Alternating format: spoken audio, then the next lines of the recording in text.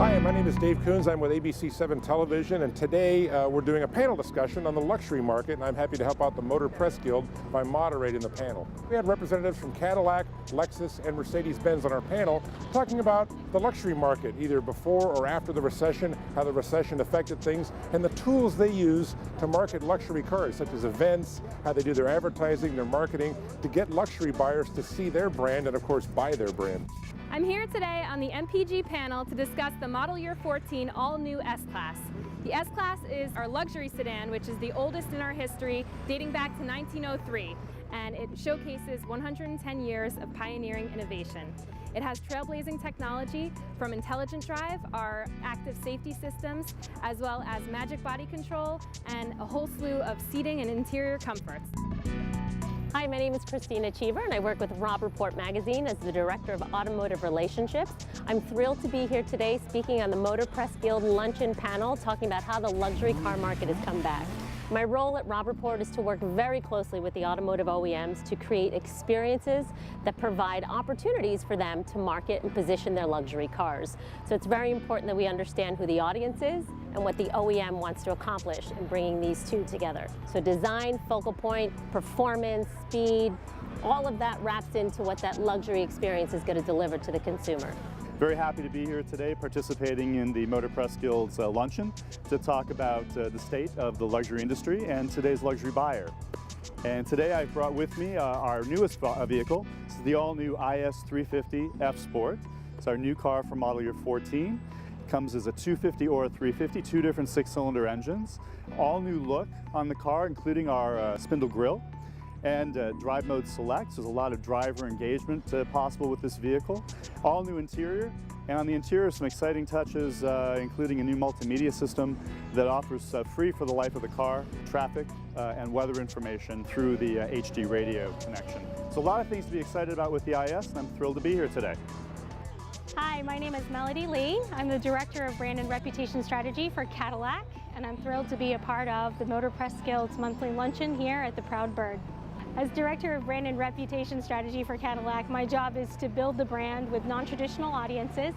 So I focus on strategic partnerships, sponsorships, and events that help build Cadillac into the Tier 1 luxury brand that it is. I'm proud to be standing here in front of the 2013 Cadillac Escalade.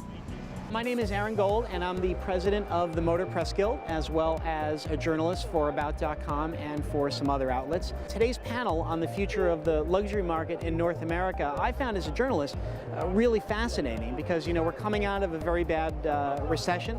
We've got brands that have developed new products, which of course were on the drawing boards at a time before the market really kind of fell out.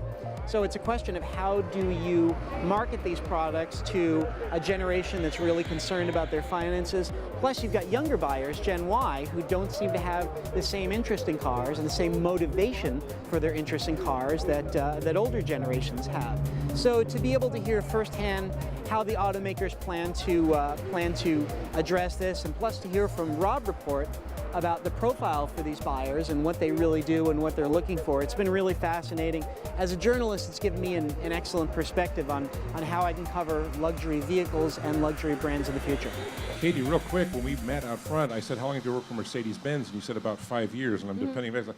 Ooh, 5 years ago. So you really have gotten in your position here to see what has happened. You have a kind of unique perspective. You came into it right when what was hitting the fan a little bit. Exactly, so from that perspective. We've learned as a brand that we've had to really adapt to the changing needs of the consumer as well, especially in the digital space and in how we handle events and really creating experiences for customers and making something unique. You know, it's not just about a luxury, flashy purchase or an expensive car, but you get so much more than that. You get safety, you get innovations and technology.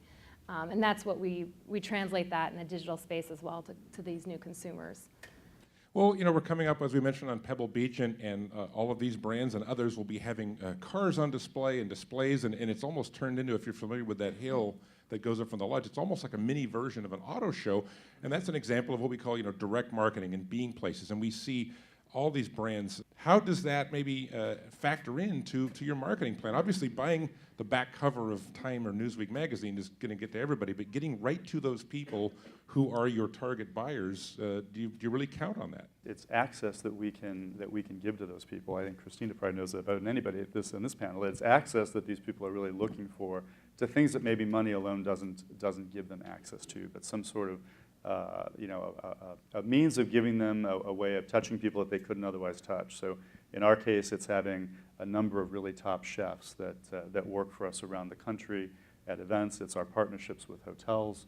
You sit down and you check in at the hotel. You're a Lexus driver. You get a complimentary bottle of wine or a dinner or spa treatment, something like that that just is a little touch that reminds the customer that you're very important to us. I think that's going to grow exponentially in importance in the future. The trick for us is getting to them where they are already. So not making them take an extra step to get into a car, because women just, I think a Forbes study showed that out of all of the purchasing decisions that women have to make, car buying was the #2 most hated. Whereas for men, it was a lot farther down on the list. It was below grocery shopping for men. But I think it's absolutely important that we get to women in new ways. It's got to be different. It can't just be tweaking a little bit of copy in some print advertising and hoping that it gets to them. It can't just be advertising in Vogue and hoping that it gets to them. And it definitely can't be the pink, purple Bic pen. It just doesn't work like that anymore. It's about getting to them where they are. What they get excited about on the racetrack, they want their street car to do some of that, a little bit of that. So when they're at that stop sign and they're going and they want to do their own 0 to 60, they feel a little bit of what I feel the brands are doing on the racetrack. So I feel that racing is so important in delivering the overall message of that performance story, and that technology and the whole reliability thing, it resonates over to the street cars. We're in Tumblr, we're in Instagram, we're in all these places where most likely those people are not going to buy a Lexus tomorrow. But it's really not about tomorrow. This is the investment in the future. So it's about relating to them now and growing with them. There's a truth in storytelling that has to be authentic, no matter who you're talking to, the Gen Ys on also Instagram, YouTube channels, Facebook, and what have you.